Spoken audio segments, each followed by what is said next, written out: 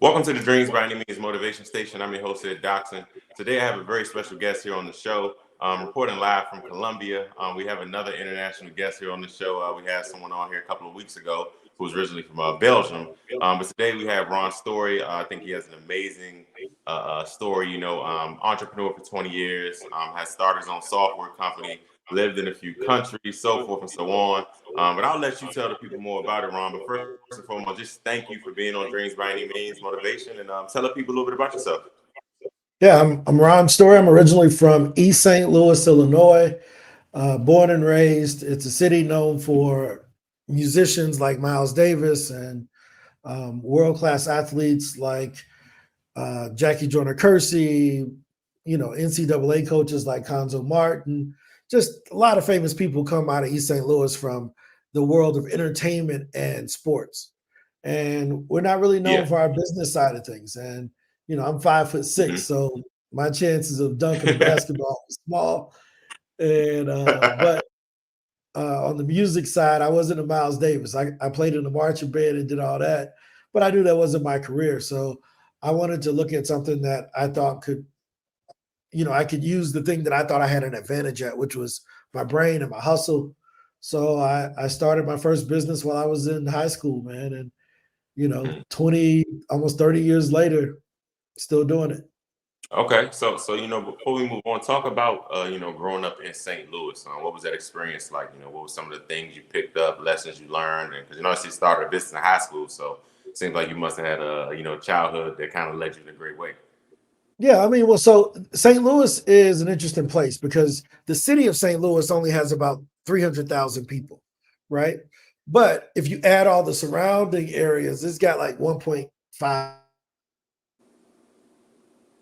St. Louis, Missouri. I live across the bridge. I grew up across the bridge in a little city called East St. Louis, Illinois. Now, Okay. that may not mean anything to anybody listening to the podcast, but to the people that grew up in that area, I'm not from St. Louis. And if you talk to anybody that he ain't from St. Louis, he from East St. Louis. And the people from East St. Louis like, he not from St. Louis, he from East St. Louis. Don't be giving them credit for him, right? Yeah. So we take a lot of pride in being from Illinois. And you learn growing up that, yo, man, life is what it is, right? So I get asked all the time, yo, man, how was it? Was it good? Was it bad? No, it was normal because that's the only life I lived. I didn't grow up anywhere else. So it's a poor city. I was fortunate that I was one of the more well-off kids because my mom and dad worked for the school district. So since my mom and dad, Okay. everybody complains about teachers' salaries nowadays. Like teachers don't make no money, all of that stuff. Back in my day, if your mom and daddy was a teacher, you was paid. You was the one with the joints Yeah. because your mom and dad had a real good job. You had a stable job.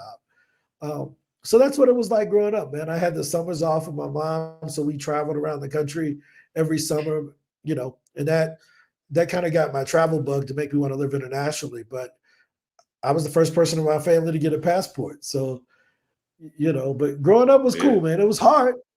I mean, I saw some wild stuff, man. I mean, in the summertime, Yeah. Yeah. I hear your mom at work, you it's a come little home from loud. school, huh? I said I hear St. Louis is a No, wild I didn't hear what place. you said. I'm sorry. Oh no, No, I mean I said I hear that all St. the Louis things could they be a say wild. about it is true. Yeah, yeah, everything they say about it is true. It's true. Like Uh-huh. it can be tough. I mean, I've watched. I We were shooting basketball one day outside my house, right? And my older sister, her little goofy boyfriend, he's reformed now. He's incredible now. He has a great story. You should interview him. He Okay, has the we bring him world's on that. greatest story, right? All Okay. right. So his name's Reggie. And Reggie my mom used to call him the smartest. She said, "You're gonna be the smartest person in jail," right? Because he was a brilliant kid, but he always wanted the shortcut, right? Mm-hmm. So I would watch him growing up, and he used to think he was the world. He thought he was Pablo Escobar, man. He thought he was the world's biggest dope dealer, and he had this Yeah. gun that he would bring to the house and hide under the couch. And one day we were playing basketball, and he just hacked the heck out of one of my friends, and he gun. So my friend goes in the house and grabs the gun and chases him out the neighborhood, like not out my yard, off the block, right? Off the block. We like, oh no, this is not how this was Yeah. supposed to go. Right? So, but now this dude has, a trucking company. He has a barbecue sauce that's in 800 supermarkets, Wow. right? Like he's totally, reformed his life. And it's amazing to see like the hustle and the grit that comes out of Yeah. East St. Louis, because there's a lot of stories like that. But to see from that day when he was almost dead, like literally almost got killed over a basketball game, to now Yeah. where he is today, I'm proud of him. So Reggie, if you listen to this, man, high five. But Yeah. that's a hood story. That's what I grew up with, Right. man. Right. Like people see So this, much crazy they see stuff. my shirt, they be like, "Oh man, you ain't never." No, bro, Yeah. this is the reformed me. Yeah. I've Yeah, seen a man. lot. Right. And I'm glad you mentioned that, because I think sometimes people, like you said, they'll think they just see the end result, but they don't know where you came from. And sometimes, our people, we get into that space of glorifying that, but it's like, it's not glorifying it, but it's something that we all went through, but by the grace of God and, by that hustle and determination, we made it out. But wanted to ask, how did you start a business in high school? That's a real big accomplishment. How did that go about? Yeah, actually, so I actually didn't know I was running a business at first. Okay. I would collect cans. I would just go to people's houses and collect their cans, take the water hose, wash them out, stomp them, put them in a trash bag. When the trash bag got big enough, my mom would let me put them in the trunk. She would drive me to the recycling place. I would get 30 Yeah. or 40 bucks, and that's how I would buy my Nintendo cartridges or my Sega Genesis games or new basketball, whatever I wanted, came from me hustling aluminum cans in the neighborhood. So I knock on all my neighbors' doors. Yo, can I go through your trash and get the cans out? And then after you do that a few times, they stop putting them in the trash can. And they Yeah. say, hey, Pooh gonna come by and get them cans, so don't put them in there, because that's what they call me. They didn't call me Ron. Pooh gonna come by and get the cans. So they would already have them packed up for me, and then I could, stomp them and turn them in. So that was like me hustling as a kid. Yeah. Well, when I was in high school, there was an opportunity to do this thing called Inroads. And Inroads is a great program. It kind of gives you like an internship, and you Yeah. go to these little classes at the universities and all this stuff. A lot of my friends still work those jobs they got 30 years ago at Inroads. Like one of my buddies still at Boeing today. He started Wow. as an intern in the 9th grade at Boeing, and he is still at Boeing 30 years later, Mm. right? But I went a different route. I did something called MIAP, the Minority Youth Entrepreneurship Program at Washington University. And what we did, we took business classes in the summer, and they gave us college credit for it in the 10th grade. So you would get the college credits, but you started a business at the end. So that's how I started a business in while I was in high school, is because I went through Yeah. that program and they showed us. But in reality, if we count the can collection thing, I was in the recycling business, baby, since I Right. was 6. Yeah, you had a game, man. That's what's up, bro. You know? Okay. So, before we got on here, everyone that's watching, you mentioned something about living in, these different 6 countries. So I know you mentioned as a child, you got to travel around. So was your first time leaving St. Louis going away to college, or did you do college locally? So no, I went to college at the University of Illinois. Okay. So I ended up, it's like 3 hours north of Okay. St. Louis in Okay. Champaign, Urbana, right? So that's why I originally went to college for engineering. And here's a funny story. The reason why I got into engineering was because I was really good at math. And Yeah. my counselor was like, you should just be an engineer. I didn't even know what an engineer was, right? Yeah. I didn't know anybody who was an engineer. I'm from like the hood. Like everybody I know at school teachers because of my parents. I know a few lawyers and a bunch of school teachers. I don't know any engineers, right? But I said, well, how much they make? Because that's all I cared about. How much they make, right? You can make $60,000 coming out of college. This is 96. I'm Right. like, Yeah. yes, I'm doing that. Yeah. Sign me up, 60 grand in 96, 97. Yep, I want that, right? Mm. So I ended up going away to U of I in engineering school, and I failed out my first year, right? I mean, I didn't understand any of the stuff they was talking about. I was smart for a kid coming from I was smart, but I wasn't well educated. I guess that's the best way to put it, right? So, and what I mean by that is I had the intelligence, but I hadn't gone through the curriculum that was necessary to perform at that level. I just didn't have the Yeah. discipline or any of those things or the interest in engineering. So I don't Yeah. insult the school I came from. I'm proud of being from there, but I just Yeah. wasn't ready for engineering at University of Illinois, which was Yeah. at the time the number one civil engineering school in the country, above MIT and Harvard and everybody else. They were number one. And I lasted 1 year before I failed out, right? Okay. And then I was like, you know what? I'm going back to what I know, man. Yeah. I started a business that summer. I failed out. I started a business, and I just hustled from there. And What was your because I know you mentioned, your parents being teachers. What was their reaction to you filling out? oh man, I mean, my dad really didn't care, right? He Okay. was involved but not involved. My mom was kind of the boss, right? So her thing was like, look, just go back. What you gonna do? Like, you can't come back home. Like, coming back home ain't an option. So there's a junior college in Champaign called Parkland. So I was like, dude, I'll go to the junior college. So I knew if I could get into U of I, of course they're going to accept me in the junior college and just pay for it, right? So I ended up going to Parkland, and I switched my major to business. And while I was over there, one of the professors was like, dude, if you want to be really in business, you ain't going to learn nothing in this class. You should just start something again. So I tried to raise $800,000 for a miniature golf and go-kart track. And I went to all these banks, and they was like, man, we ain't giving you no money. You ain't got no money. You ain't got no experience. You're broke. You're a young black kid at 19. You don't Yeah. know nothing. But they looked at my business plan. They was like, but who did this for you? And I'm like, oh, I did this myself. And they was like, wait, you wrote all of this? Yeah, I wrote that. It was like, yo, we got people that come here with the money. They have all the qualifications, but they don't have the business plan that can pass our board. Yeah. You got to write. If you can write business plans for them, we'll send them to you and pay you $40 an hour to write the business plans for our people to get loans approved. $40 an hour at 19? Dude, I was making $5.20 at Applebee's.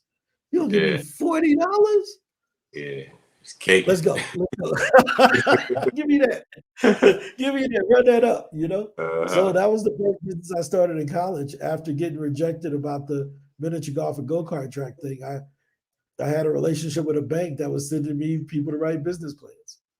That's what's up. Okay, that's good. So, Yeah. man, doing that at a young age, and I always ask this because I think the older I'm getting, I notice certain things I get from my mom, certain things I get from my dad. Was it one parent where you say you got this entrepreneurship mindset that kind of hustled from, or was it both of them, or it's just Ron? It's just something you had in you? No, I mean, the thing about it is that, so I got two older sisters, right? And growing up in the house with them, and then I got a younger god sister that is like blood, right? So I'm the only dude. And my dad wasn't in the house. So I didn't want to hear nothing they had to say, right? So if my sisters, hey, yo, do your homework, cool, I'll do that because I got to get through school. But as far as career-wise, I don't want to be like, y'all girls, y'all can't tell me nothing, right? So I Yeah. always go get it on my own, do my own thing, kind of like the rebel of the family. And Right. so, I mean, Gotcha. my mom retired from the same job. She had the same job for 35 years. My dad retired from the same school district. Never had any side hustles, nothing like that. My sister, she retired from the post office. She worked there for Yeah. 25, 30 years, So let me make sure my little baby ain't crying in the background here. I apologize. It's funny But that I yeah, was hoping so no, I'm you good. I was hoping my dog in here. I was hoping my dog ain't start barking. oh, yeah. So no, I don't know if you can hear it, but I have noise cancellation on. But the hustle was just from being like, yo, I'm out here and I'm doing these cans and I'm making money without having to go to work. Right. I Yeah. worked at McDonald's, like pressing the bread. I don't even know if they bake the bread anymore, but I used to have to toast the bread, toast all the buns for the McDonald's. That was my job. I did nothing else but toast bread. And I'm like, dude, I make more money collecting cans than doing this. Yeah. Right. So, it's like that hustle mentality. The thing that changed me though was when I got my first job working for tips. That's when I realized that there was more money out there because you're just not stuck to the salary. So I was a carver at Old Country Buffet, Okay, right? this is be my And fact. what Yeah, happens is that you give people a decent amount of, you give them a little bit thicker than what the company tell you to give you. They got a little thing, they drop a little dollar in there. So I yeah, knew who to get a little cuts to. And they come back, they drop me a little tip. Cool. So I'm learning about tips in the 10th and 11th grade. Like, yo, you ain't got to do this hourly thing. You can kind of hustle on your own based on your own character and charisma. hmm, So I'm just like, dude, this is just doing this at a higher level. It's really just, that's what business is. It's finding a customer that has a problem that they're yeah, willing to pay someone to solve and then trying to solve that. right, That's pretty much what I learned early, and I just kept going. So it yeah, wasn't my yeah, mom and dad. It was me, man, just out there. They yeah, never told me to give up. I have to give my mom credit. My mom is the most positive person ever. She just, man, just keep going. What you gonna do? You failed out, now what? It was never, man, I can't believe yeah, you embarrassing the family with things. right. What you What's gonna do? next? Like, you can cry about it, or you can get back to work. So I got back to work, and you know, that's my background, man. I ain't ever quit. I'll quit when I'm dead. Yeah, yeah. That's what's up, man. That's inspiring. So let's get into this moving around. Just give you background on the podcast. The second episode was actually an episode called "Moving Around." One of my close friends, Monte, we talked about the importance of getting out of your hometown, traveling. I've lived in a couple states. I even tried to live overseas one time for a job. So we had that mindset, and we try to put that on a lot of people, our age or coming out of school. So talk about the first country that you relocated to. Oh man, I'll tell you a funny story. So in 2009, I was the district manager for Farmers Insurance. So I used to have 8 Allstate agencies, and then I became a district manager over 300 offices for farmers. But I was leaving that to start a business again. But I got my Mm, passport. And I told my girl at the time who was in college, yo, when you graduate, don't get a job, right? Come travel with me. We're going to travel around the world, kind of see what's out there. And then when you go back in a year and a half or 2 years to apply for a job, you'll be more interesting in the interview, right? Like they'll hire you because you got a better story. You've lived in these countries, you've looked at all these different things. Her parents weren't going for it, right? Her parents like, no, you don't need to be dependent on no man, blah, blah, blah. Idiot, just stupid, right? I wish her the best. I hope she's doing well now. But it was that decision ended up killing the relationship. So I ended up not traveling for 8 years later because I didn't want to go by myself. And I didn't know anybody else who had a passport. One of my frat brothers was like, yo, I got a job in Honduras and I'm going to be teaching. And I'm like, okay, cool. He's like, yo, when I go down there, come down. So I go down to Honduras and I'm like, oh, nah, I can't live here, man. This place was hard, boy. I thought I grew up in the hood. Nope. I grew up in Beverly Hills. East St. Louis is Beverly Hills Been to compared to that. San Pedro Sula, Honduras. So at the time, St. Louis was the murder capital of the world for like Mm, 8 years in a row per mm, capita, like in the US, yeah. right? Murder capital of the United States, St. Louis, Missouri. SPS, San Pedro Sula, was the murder capital of the world, not of the US, of the The planet. world. So Okay. I show up there. I'm like, all right, I'm gonna go because if I can survive here, every other place will be easy. This will be the easiest place I've ever lived in my life. You know, so I went to SPS, stayed there for about 2 weeks, and then I was like, yo, I gotta roll. I can't do this because I didn't speak any Spanish. It was just like, man, I thought I was gonna get robbed every 5 minutes and everything. So it wasn't cool at all. Yeah. But that was the first place, San Yeah. Pedro Sula, Honduras. I went down there because one of my frat brothers was teaching school down there Yeah. and realized that wasn't for me, That you wasn't know? it. Yeah. But I think a lot of things just hearing you talk so far, like you said, you never quit, but you also just seemed like you never was afraid to try anything. Whether that's for Oh, no, no, business. you gotta try. Like, as long as you think you're gonna be alive, you gotta try. Hmm. Yeah, no, absolutely. So, going back, thinking about you starting entrepreneurship in high school, reading through your bio now, being 20 years as an entrepreneur. I want to talk about and transition into this software company that you have started up. I think that's a lot. Read over, briefly what it is. I know you've been doing Yep. entrepreneurship for a while, but let's talk about that, that machine and that whole business you have going. Yeah. So I mean, the business that I run today is called PitchDB, Pitch Database for short, pitchdb.com. And we help people to get booked on podcasts just like you and I are talking right now, right? And it's a company that I bought in 2018. So Okay. it wasn't like this grand idea that I had. It was literally just, yo, this is an opportunity. I can buy this company because I gotten tired of starting companies. I'm like, dude, you spend all this time starting companies when you can just buy someone else's heartache, right? So that's what I ended up doing. And now we have over 3 million podcasts, over 148,000 local organizations and conferences that people can hop in, reach out to get booked on shows, and they can also get booked for speaking gigs and things of that sort. Okay. And is this company, do you have employees? Is it kind of like self-ran? Oh yeah. So I do have employees. So all of my employees are based here in Colombia, Nice. where I live. So when I bought the company, my first developer was out of Bogota, Colombia, Santiago. And interesting story, Santiago started developing for me for $6 an hour, and now I Oh, think I wow. pay him $60 an hour to be the project manager over our development team and everything. That's So but there's 9 of us. So we have a done for you podcast booking side for people that don't want to use the software, where they can, we have a team of English speaking Black Colombians that reach out and deal with our clients and get us booked on podcasts to share our stories. yeah. And what So are it's some not of just me; it's 9 of us. Okay. What are some of the advantages, and I was seeing or similarities, but you've seen, being an entrepreneur in the States, in the US, but also having a business now out the country. Like, what are some of the advantages and challenges you come across? Yeah. So I mean, my business is still located in the U.S. Okay.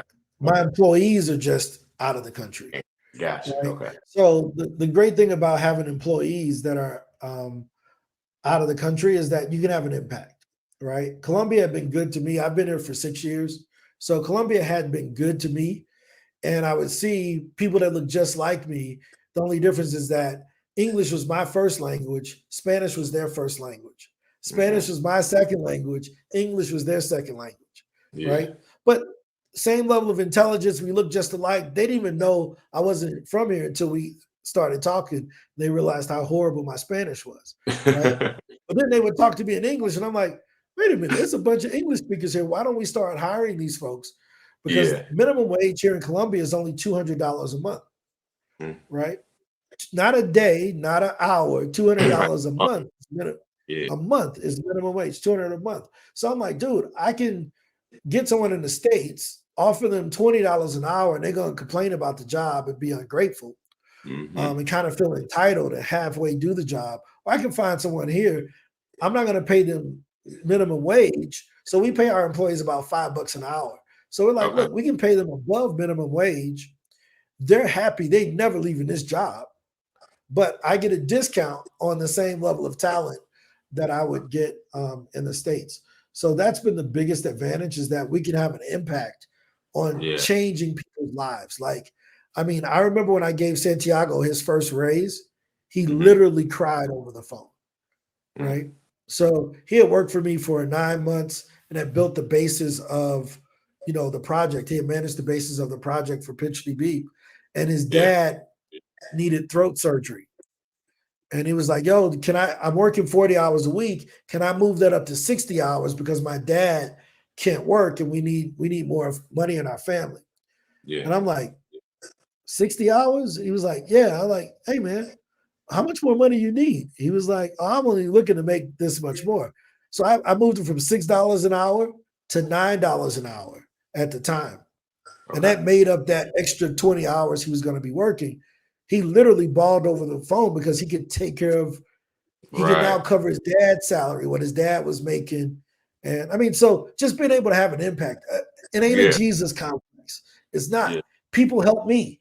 Like I Yeah. wouldn't be where I'm at if somebody didn't take the time and say, I feel bad for this little kid from East St. Louis. He needs an opportunity. We're going to just give him a chance. If that dude at the bank didn't look at the skills that I had and decided to send me a few clients to try Mhm. me out, I wouldn't be who I am today. So, we get a lot of criticism when you travel the world and you do this. Are you exploiting? But we ain't exploit nobody, man. We're providing opportunities. I'm changing my employees' lives. And if you Yeah. don't believe me, ask them. They'll tell you. To go from Right. making $6 an hour in 2018 to Yeah. making $60 an hour now, get out of here. I don't want to hear Yeah. it. Like, I ain't exploiting nobody. Yeah, and there's talent everywhere. I think that's the thing. And I think culture also has an impact on how talent performs. The way people were. And I learned that. Like I said, when I had my job out of grad school, I got to go to Mexico. I got to just be around and just see how different business was in Mexico City compared to the U.S. It was things such as like lunch break in Mexico is 2 hours, but they work from 8 a.m. to about 8 p.m. So the Yep. difference is there. Yeah, Believe in hard, but they believe in breaking bread and bonding as well. Well, in yeah, America, that's work. exactly. Well, I mean, that's the same thing here. Here in Colombia, they work 12 hours a day, 6 days a week. Yeah. Like, and I'm They like, get I didn't to get that at first. I'm like, wait, you go from 8 to 8 or from 6 to 6, Monday through Saturday? Even on a And they're like, Saturday. yeah. Woo. Or I mean, they work 6 days a week. So I'm like, Yeah. holy crap. Like I have 2 kids, and my girl, when I first met her, she was doing nails. She was a nail tech. And she came from Venezuela. She moved here when Venezuela was having their civil war. And Yeah. she Yeah. came here. I said, how much money you come here with? She came here with $110.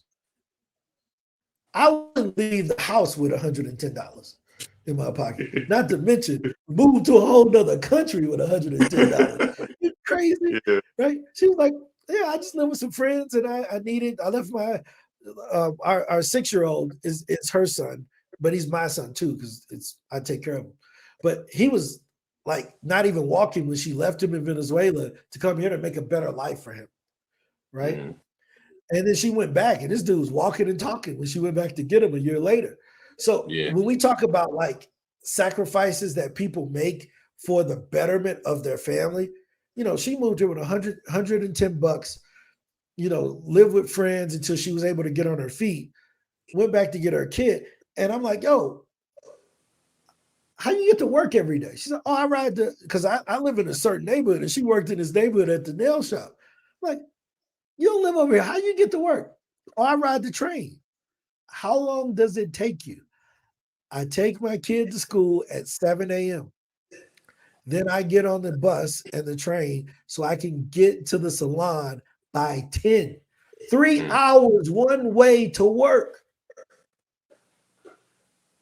And we complain about a 3 40 hours. commute. Huh? I said we complain about a What? 45-minute commute. 3 hours one way to work on bus and train. And then she gets off at 8 Hmm. and then has to take another hour and a half back. And I'm like, Yeah. dude, this is crazy. Like, I couldn't imagine that, but that's what people do and it's normal, right? Yeah. But now she don't work now. She's a stay-at-home mom. She's been stay at Yeah. home for the last 2 years. She, Okay. but the idea that I would complain about my life to her, right? Like she listened to my stories growing up and she laughing like, Yeah. what? Right. What? You complain? You know? I'm talking Yeah. about making $4 an hour in in 1994 and 1995 working at McDonald's. I mean, right now her sister makes $20 a week Yeah. working 50 hours a week in Venezuela. Hmm. $20 a week. So, hey man, we think we broke until we go to Yeah. places where people I was there. I needed to support. hear that because I've been complaining about this rent. I ain't about to complain no more. Yeah, I mean, her sister makes 20 bucks a week. No Wow. BS. Yeah. Yeah, man. I want you to dive a little deeper into, just hearing everything about the business, running your business, changing people's lives. your girl being a stay-at-home mom, all these different things. This is something where, us growing up, we can say it's the American dream, but a lot of us maybe not go and achieve it, or we're scared. So talk about, the route. Like, you explained a lot of, being an entrepreneur, you things, but like, I'm sure you had hardships, but like, what was the route to really navigate to say, because I'm sure even with your network and how smart you are, I'm sure you probably got a lot of 9-to-5 job offers tons of times, but what made you say, no, I'm doing my own thing and I'm going to build this thing up until I can build the life I want? Yeah. So based on what I talked about the bank giving me people to write business plans for, right? Yeah. And one of my friends, his name was Walter, and Walter worked for Prudential selling mutual funds back in like 96, 97.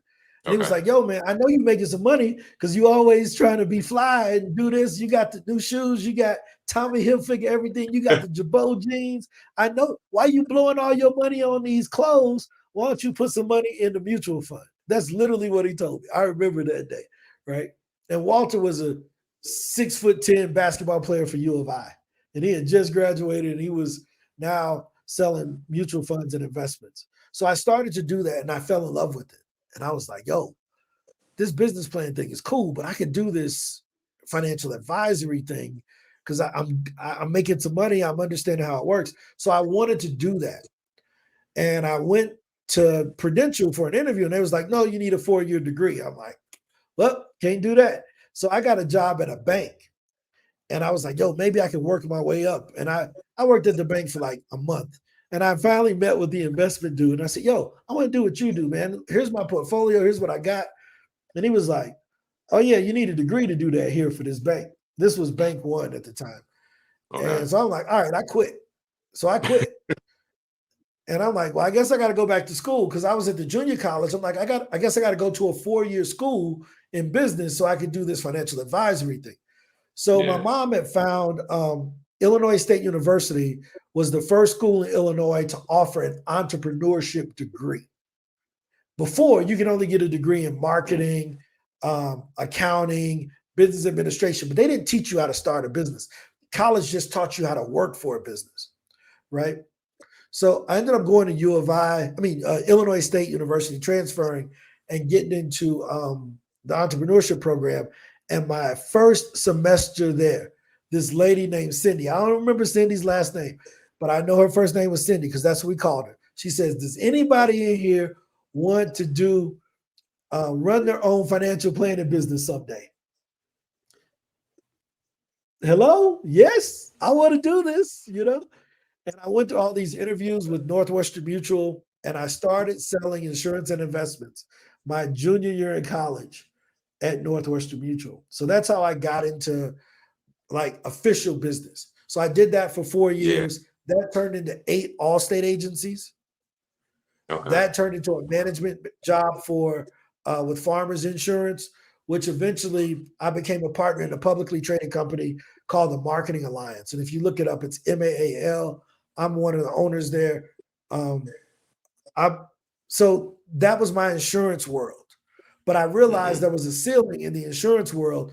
So I started thinking about like, yo, can I start buying up more agencies? I had 8 Allstate offices at one point. What if I had 1,000 of them? And I tried to buy these insurance agencies and it was a disaster. But I learned a lot. Like I got a lot of mentors, got a lot of cool people around me. They were like, yo, man, you should try this, but it's going to be hard. Learned about buying businesses from there. And that's how I ended up buying the software company. So I know that was a long story, but if I had to tell anybody who's listening, you'll be better off buying a business than starting a business. Okay, so I don't want you to get enamored with my how to start a business stuff. Don't do that. If you're Black and you're over 21, don't start a business. Buy one. It's cheaper. It costs less to buy it than what it does to start it. I can prove it to you. Yeah, and once you buy it, it's like it's already pretty. Once you buy it, the wheel is already kind of running. You're just adding your flavor to it. And we see that a lot with these tech, these tech giants buying these small companies. It's like that. I don't know if they had this Colombia corner shop. It pretty much is like an Instacart, Instacart or Uber Eats, Grubhub. But Uber recently bought it because I used to use Corner Shop to get some extra coins. man, I'm making like 40, 50 an order. Uber bought it. Now Uber won't pay you $4 or $5 for each order. It's crazy. But I'm looking at this from a business mindset, like, man, that's how you knock out the competition. And you take it and make it something you want it to be. Yep. Yeah. And I mean, but acquisitions have always been around. If we look at waste management, you know, the trash company with the green trash cans. I don't know if you ever heard of that before, Yeah. right? Waste management was a Yeah. roll up by Wayne Huizinga. He went and he bought up all the local trash companies and turned them into a big company, Waste Management. And then he did it again with Blockbuster Video. He took all of the little small local video stores and rolled up Blockbuster into Blockbuster, right? So Wayne Huizinga did it twice, and he was the owner of the Miami Dolphins, right? But that's how he made his money, by buying up little trash companies and buying up little movie rental, videotape rental stores, you know? Yeah. So buying a business is just like buying a piece of real estate. You know, I mean, it's the same process. You know, for when you buy real estate, they got FHA, right? And when you buy a business, they got SBA, right? When you go buy the FHA guarantees part of your loan, SBA guarantees part of your business loan. It's the same thing. Real estate is just a housing business. You got to put down 20%, got to put down 20%. Same thing. It's the same process. The only difference is that real estate is a simple business. The product is clearly defined. People are on contracts, so you know what you're going to get. Where in buying a Pizza Hut, don't nobody have a 12-month contract with Pizza Hut. You know, but the customers come back and forth. But you can look at the profits and loss statement. The bank can determine whether or not they should loan you the money, because if the business can't pay for the loan, then they won't loan it to you. Just like when you buy a piece of real estate, it's the same thing. You know, nobody would say, "Man, I want to build an apartment building," and you go to the bank. Well, who's gonna do the excavating? Me. Who's gonna do the electricity? Me. Who's gonna do the concrete? Me. Who's gonna do the roofing? Me. Who's gonna do the drywall? Me. The bank ain't giving you that loan, bro, for that building. If you're gonna do all the work yourself, they like, no, you need a general contractor that can hire in professionals. But that's what you sound like when you go into a bank and say, I want a business loan. Who gonna do the accounting? Me. Who gonna do the product? Me. Who gonna do the marketing? Me. Who gonna do the sales? Me. They like, oh, we good. Right. Yeah. What you know, I know there's a bunch of tools, but what are two things that you know come to your mind when you say, you know, two tools for entrepreneurs whether they're starting their business or buying that business? Yeah. The number one, sales skills. Probably the most powerful thing you can have. If you can't sell, I don't suggest that you buy a business. If you can't sell, but you want to be an entrepreneur, I think you'll be better off owning a franchise, because the franchise automatically has the systems to make the business work, right? But if it's not a franchise that has these systems and marketing all in place, you're going to have to know how to sell. So I think everybody, if you're an entrepreneur, you need to know how to sell. So that's the first thing you need. The slept on thing in any business deal is something called owner financing. Owner financing, meaning that the business owner will sell you their business without you having to go to the bank. Do you hear what I said? They will sell you their business without you having to go to the bank, right? So maybe they'll do half of it, maybe they'll do all of it, you know, but you can get the owner of the business to play the bank maybe for 50% at least of the purchase price of the business. So if I was going to go buy a business for $1 million, I would be going into it looking for at least $500,000 of owner financing, right? I want the owner to be part of it, part of the deal, for a couple reasons. One, I don't want the bank to finance everything, but I want the owner, if he has part of the loan, that means that if he's willing to take on part of the loan, that means that probably the business is performing the way that he said it was.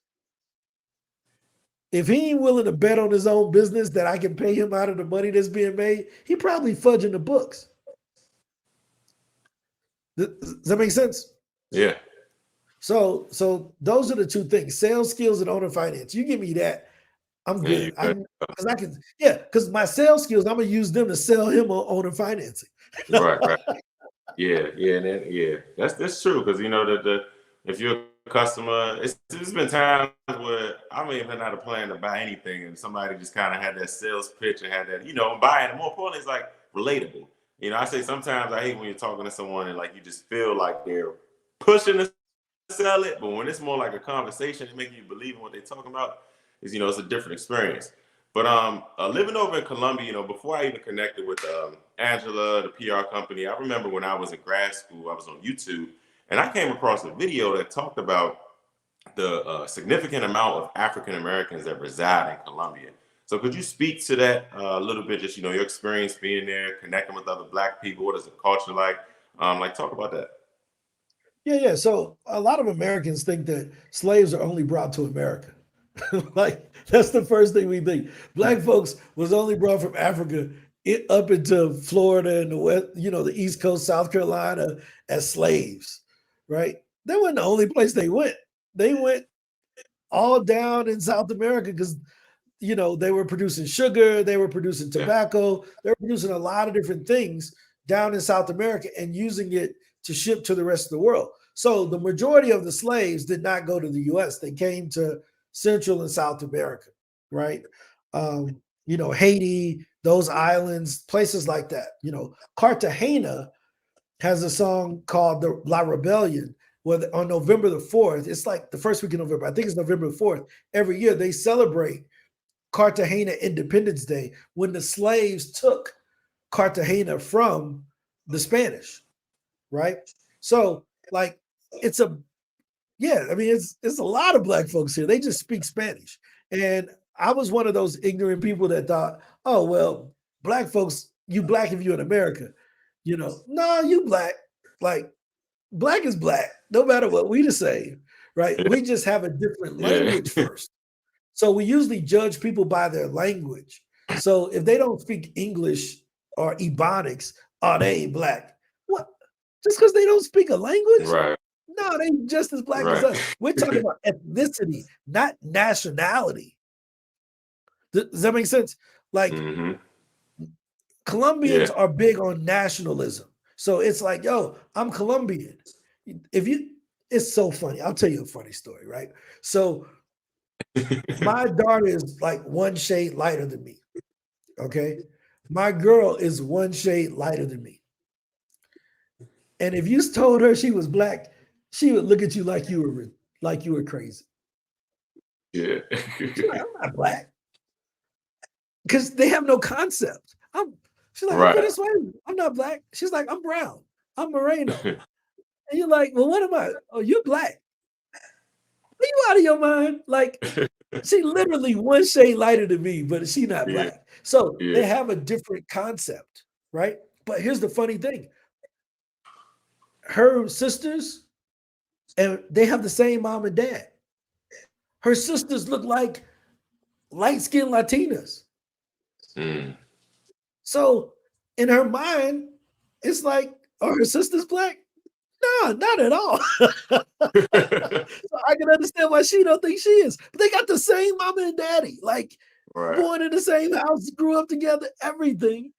Yeah. So that racial thing that we usually think about in the States, it's almost like Americans have a different point of view on it than other people. And when I go to different places, I'm like, oh, like I didn't realize how much Dominicans don't like Haitians sometimes. Yeah. Not all the time, but they just as Black. What are y'all doing? It's just like territorialism more than like real science saying, am I a Black person or am I white or whatever? It's like nationalism a lot of times. So that was one of the biggest things I had to adjust to, because one of the things they called, hey, Negrito. Negrito, the literal translation, if you type it into Google, it will say something vulgar, like little Black dude or little Black man or Sometimes it'll translate as Nigger, and you're like, Google, I don't think y'all supposed to have that in here, right? Yeah. So, Right. but to them, negrito just means, oh, you're just a black dude.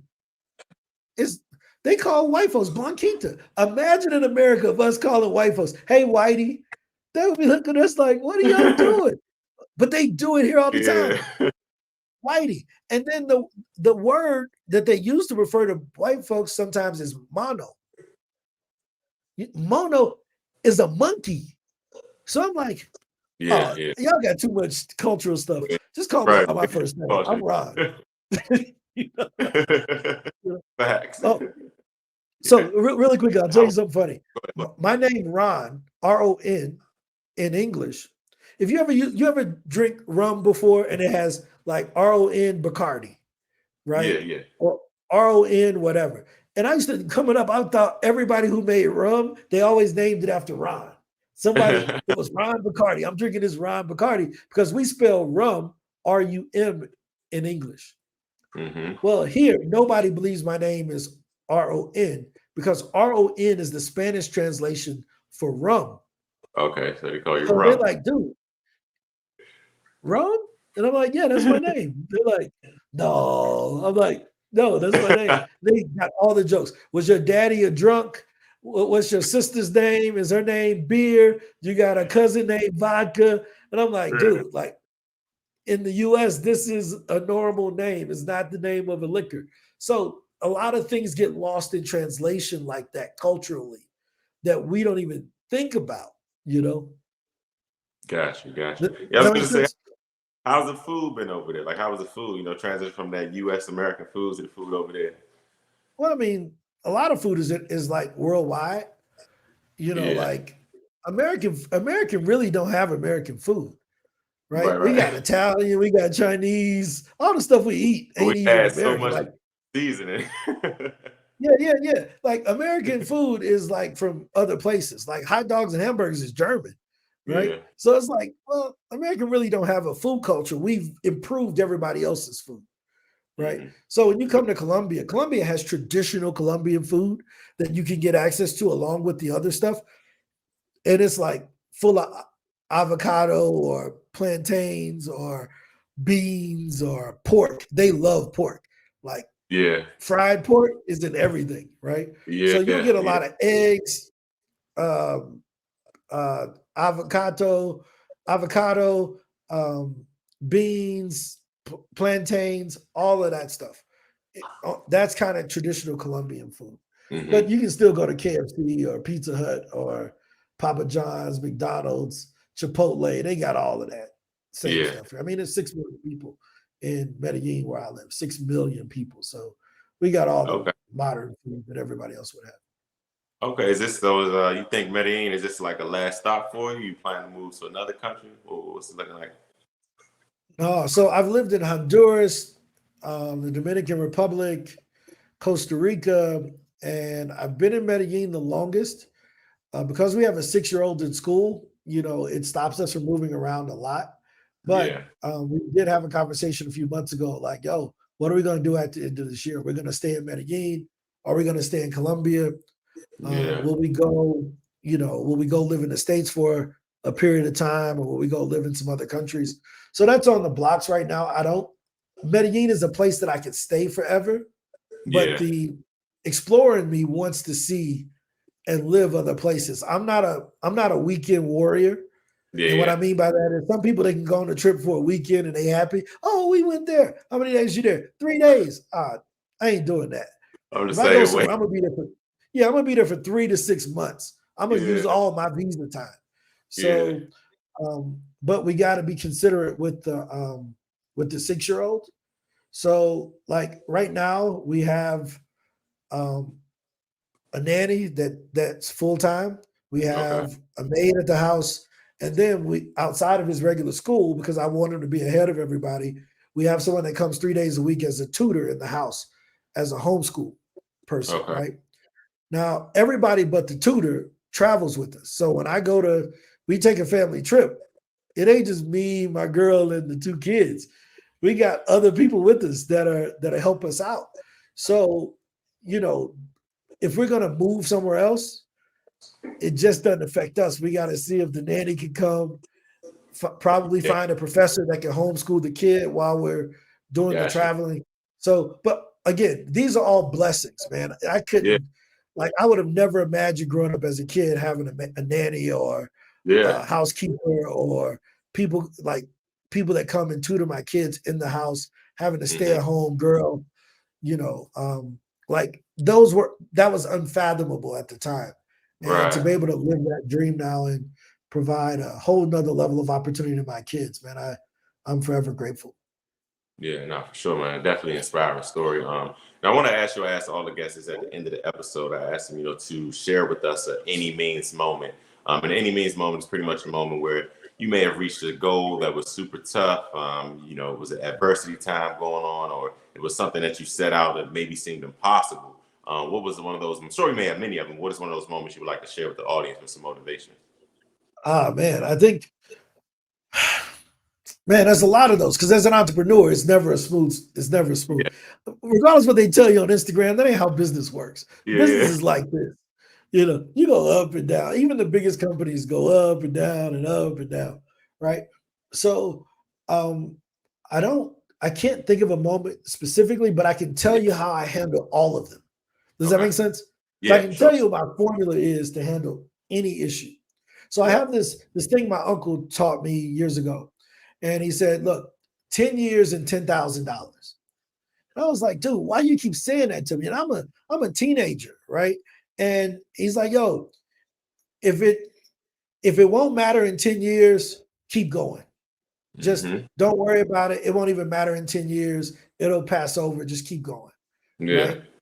If it don't cost you $10,000, don't worry about it. You can figure it out. And and I asked him about that. I'm like, 10 grand. He was like, yeah, if you really needed 10 grand, between all of the friends and family that you have, you can come up with it. If the reason is big enough. But if you just need 10 grand because you bought a car you shouldn't have had, ain't nobody gonna help you with that. Yeah. Because you shouldn't have bought that car to begin with, and we probably told you not to buy this goofy car or whatever.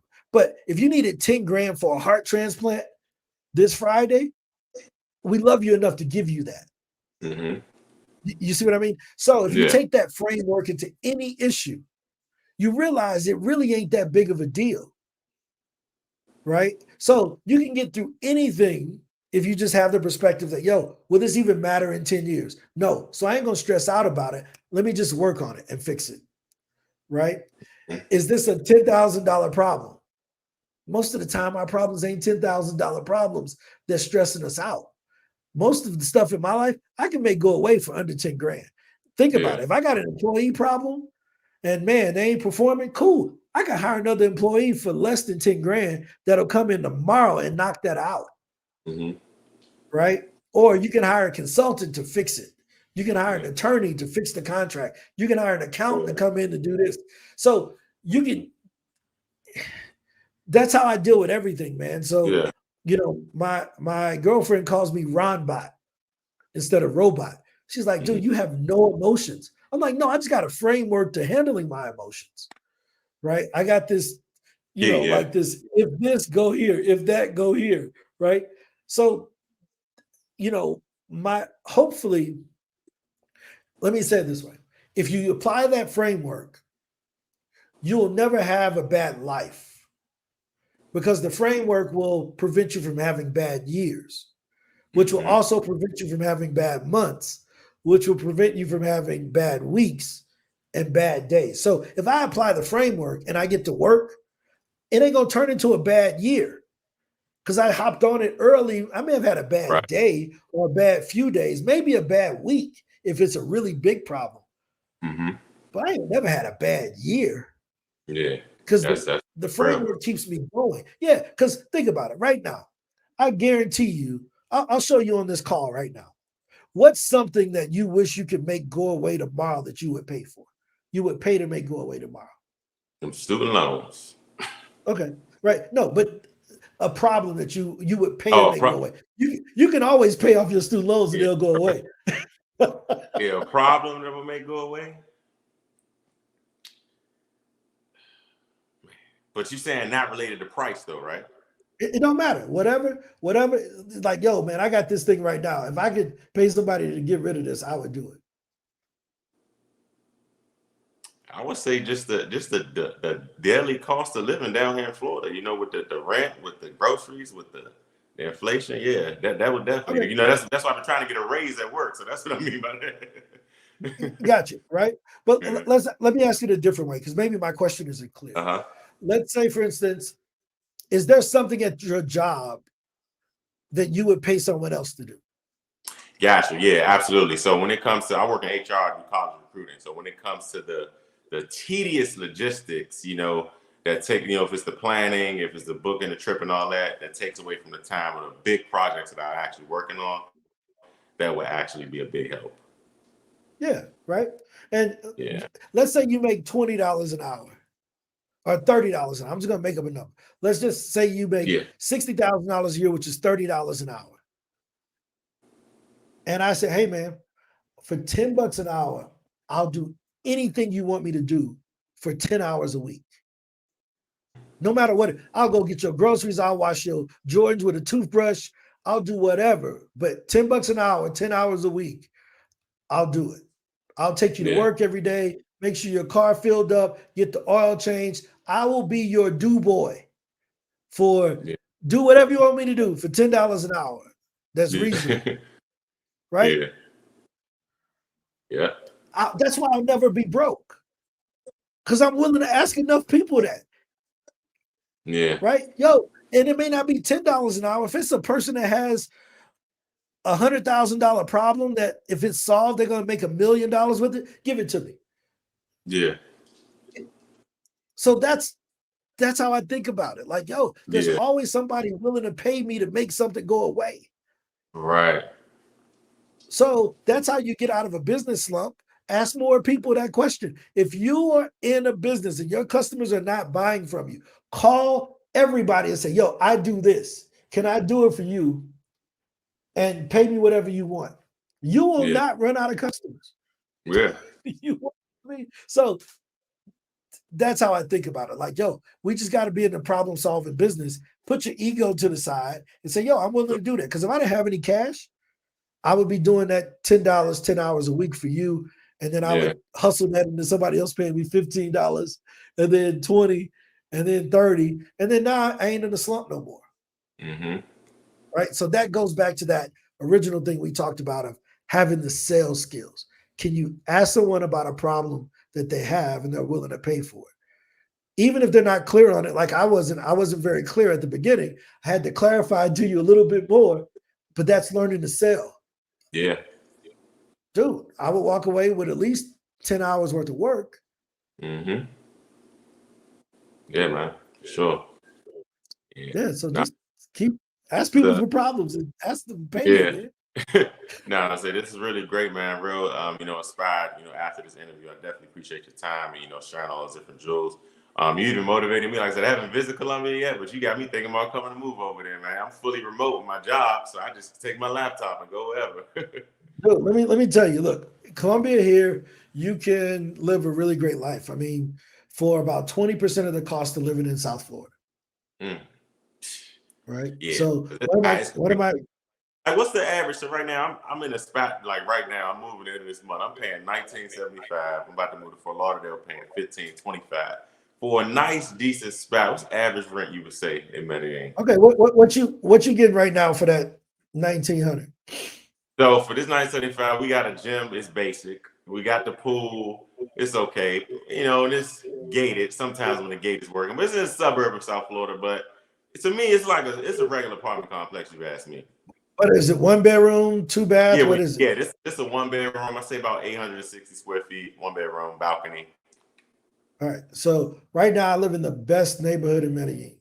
Mm-hmm. Like you can just get a better place, but you can't live in a better neighborhood. Good area. So Okay. so I have the entire floor in my building. So I live on the 8th floor, one apartment per floor. The elevator opens up to my front door. Like I walk out into my house, Yeah. right? It's 3 bedroom, 4 bath with an office, living room, dining room, uh, family room, all of that stuff. Right around 2,300 square feet. Fully furnished, including all the bills, because we just rent fully furnished places because we move. Yeah. 1,500 bucks a month. Oh my Yeah, yeah. God. I'll be there Yeah, next look, week. let me show you. Let me show you. Let me show you where we're moving to, and hopefully. That is crazy, bro. And you see, because down here, the average one bedroom is going for 2,100 down here. Crazy. Wait. Hold on. I'm gonna share the screen. I don't know if this is going on YouTube or if we need to kill the podcast, but let me I'll end share. it. Right. Oh, you want to do? Yeah. So. If you share it, I cut it out. All right. Yeah, it's cool. Right. I mean, you can keep it here. I don't care. I mean. Okay, cool. Yeah. Go ahead. I just want to make sure that we got to inspire. That's the purpose of the podcast, motivation. We got to inspire some people to get about America, man. Cool. Right. So let me show you this spot. Can you see my screen? Yeah, I gotta see that. Put it on this one. Add to stream. There we go. Right. All right. So this place right here, that's the rent. 15 million pesos. Does that make sense? So let's do the transition, USD to COP. So I'm going to do the transition right now of 15 million pesos. So it's 3,200 bucks a month. You see that? Yeah. Right. So this is what you get. You get 5 bedroom, 6 bath. Yeah. Right. And let me zoom in so people can see. That's your yard. The backside, that's the hallway. Good jacuzzi. God. So this is $3,000 a month here in Medellin. Man, that's beautiful. Beyond. Yeah, 5 bedroom, 6 bath, including the yard, gated community. It's $3,000 a month. Yeah, that's a good down here. That's a $4 million house easily. Exactly. Right. So, but that's nice. What you get here in Medellin, man. I mean, now there's a gang of these. I mean, that ain't the only one. I mean, there's a gang of them in here. A little something. yeah. I just showed you one, but if I can show you, like, hold on, let me see something. Yeah, you guys, and they got rentals on it too. You guys send me the site, man. Yeah, all this is rental. All of this is rental. I'm telling you, because look, I just put a deposit down for an apartment, man. I might gotta leave that and come over there. Bruh. So let's look at I'll show you a place that's really reasonable. You said 1,500 bucks? Yeah, I'm paying the spot I'm moving to now, I'm paying $1,525, yeah. All right, so this is $1,500 right here. Okay. This spot, fully furnished, everything's 1,500 bucks. Yeah, fully furnished. You can't beat that at all. Yeah, fully furnished, 1,500 bucks. How's the roads over there? Like, I know when I was in Mexico City, man, the driving and traffic was insane. How was it over there? Well, I mean, it depends on where you live. So, I mean, there's traffic in any city that has 5 million people, right? So this is 4 bedroom, 4 bath, right? But any city that has 5 million people is going to have a lot of traffic, right? Yeah. But the further you live up on the side of the mountains, because Medellin is in a valley, the less traffic it is, because everybody's trying to get through the expressway, which runs through the meadow. Well, you just, you work from home, so you ain't got to really worry about it. Right. So, but from 5 to 7 every day, no way I would leave the house, right? If I didn't have to. But before 5 and after 7, you can get anywhere in 10 to 15 minutes. Yeah. But Medellin is a great place, man. I mean, it's a cool country. Colombia is a cool country. A lot of people come down here to kind of have fun, right? Yeah. So I was on this guy Dennis Sperling's YouTube thing, and he was talking about like this new topic, passport bros and all of that. Yeah, and I'm like, well, I mean, I ain't a passport bro. I actually live here. I ain't coming here for the weekend to have a good time. So I always tell people that Colombia is known as a place to come play. Right. But in reality, it should be the place that you come stay. Right. Yeah. So it shouldn't be a playground. It should be more of a stay ground. Like, yo, I'm coming here to see if I can live here. And they have a digital nomad visa now that gives you 2 years. If you work remotely from the US, you can stay here for 2 years on this digital nomad visa. Before, you could only stay for 6 months. Hmm. right? So, you don't have to go the extreme route where I have a kid and I can stay here until the kid's 21, which at that point Yeah. I'll be 65, right? Yeah. Um, but so I think Colombia is a great place to at least explore because the Yeah. cost of living is low. Your ability to find great help to build out your team is great. Like being able to find an assistant that can help you with your job, like you're Mhm. talking about, like they Yeah. can help you with some of the groundwork. You can get that here for $3 an hour. That type Yeah. of work, Yeah. Because right? that's like when I plan to come visit, that's I'm gonna come by myself. Angela, want to connect, want to kind of network and do some interviews over there. But I was thinking about your question you asked earlier. Like even with the podcast, that's one problem I have is that I wish I could have a full time editor. Working two jobs and trying to edit at night sometimes, and I want to post every day, but it's sometimes impossible because you got so much other stuff going on. So yeah, I'm gonna definitely be Oh over yeah. there, man, a couple of times, bro. So I'm gonna let you know when I'm pulling up the town. And, hey, hit me up, man. Everybody. I think 34, 35 weeks last year I had someone visiting. Yeah, So, my girl thinks it's annoying because she's like, you always got friends in town. You don't have that yeah, many friends. I'm like, I do have that many friends. She just doesn't know that's not my life. She yeah. thinks I'm just this dad that just always is always with the kids. She doesn't Hmm. realize that, I ain't famous, but I got Yeah, friends. yeah, yeah. Nah, for sure, you know? man. Yeah. But no, I Yeah, appreciate man. it, bro. So, yeah, anybody who's Man. listening, if you want to be on more podcasts, you want to be interviewed like this on this podcast or any other podcast, go to pitchdb.com and sign up. You can get a free account with PitchDB so that you can reach out to podcasters about talking about your story or your business. If you want to follow me on any social media networks, it's Ron Yeah. Story Jr., just my name, Okay. RONSTORYJR, on every social media. You got any questions? Hit me up in the DMs. I'll answer your questions. I've never turned anybody down. I've been on Boyce Watkins's channel. I used to do a podcast with his brother on their channel. Oh, So I nice. mean, I've always answered questions for anybody. Yeah, So I'm here to help, man. And people have been nice to me, so I'm always gracious with my time with everybody. yeah, for sure, man. I appreciate it, Ron. Definitely learned a lot today. And yeah, like I said, I'll be in touch. I'm gonna follow you on social media now. I might be over the next month for my birthday. That's the plan, the end of February. So I'll keep you posted. Come on out, man. Come on out. Then you can post on your social medias all the different stuff. I mean, there's a lot of stuff to do, man. You can fly around. If you fly to Medellin, you can fly to Cartagena in 30 minutes, right? Yeah, So if you want to go to the beach, you can just fly up for 30 minutes, fly back the same day. You can hit different cities. Medellin is in the middle. All the big yeah, cities are a 30-minute flight away. yeah. Because that's what I'm gonna ask you. There's an event actually, President's Day weekend. I don't even know. I know I'm about to say the name wrong. Barranquilla Carnival. But Yep. how far is that? Barranquilla. Yeah, how far is that from it? Barranquilla is a 30-minute flight from Medellin. 40 Okay. minutes from Medellin. It's about $75 round trip. Okay. Round trip flight. You fly in. It's like carnival. I mean, it's literally just like being in Yeah. Rio. They're gonna be in Yeah. the streets. They're gonna have on all the outfits.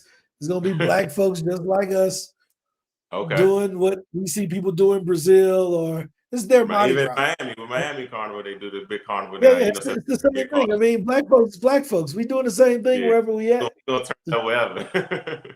Yeah. That's what's So up. the one thing about if you do that doing better, if you go down to Barranquilla, because after COVID, it's now coming back. Yeah. The festivals are coming back now. So be Yeah. sure you reserve your hotels or whatever, wherever you're gonna Hey, stay early if you're oh, gonna head up there, because gotcha.